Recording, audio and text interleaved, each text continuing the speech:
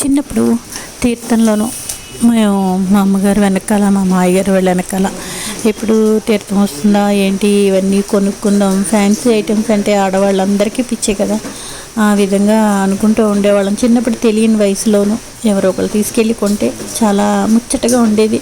మా తాతయ్య గారు వాళ్ళు తీసుకెళ్ళి గాజులు అవన్నీ అలా తీసుకొచ్చేవారండి. అప్పుడు దాని వాల్యూ రూపాయి అయినా సరే ఎంత ఆనందమో వేసేదండి. ఇప్పుడు మనం ఎంత వేలు పెట్టుకుంటున్నా సరే సాటిస్ఫాక్షన్ అనేది లేదో తెలీదు. ఆ రోజు డబ్బు నిజంగాను విలువ తెలిసేది. ఈరోజు డబ్బు విలువ తెలియట్లేదు ఎవరికేనో. ఇంకో ఇలాగే ఫ్యాన్సీలకి వాటికి బంగారం కన్నా కూడా ఈ ఫ్యాన్సీ షాపుల్లోనే ఎక్కువ మంది ఉన్నారు జనాలు. ఈ విధంగా కొనుక్కుంటున్నారు. నేనైతే ఈ స్టార్ ఫ్రూట్ అనేది కొత్తగా, ఇది మన హెల్త్కి కూడా మంచిది. మా చిన్నప్పుడైతే చెట్టు ఉన్న కోసుకొని తినేసి పడిపోయిన ఇష్టం వచ్చినట్టు పడేసేవాళ్ళం.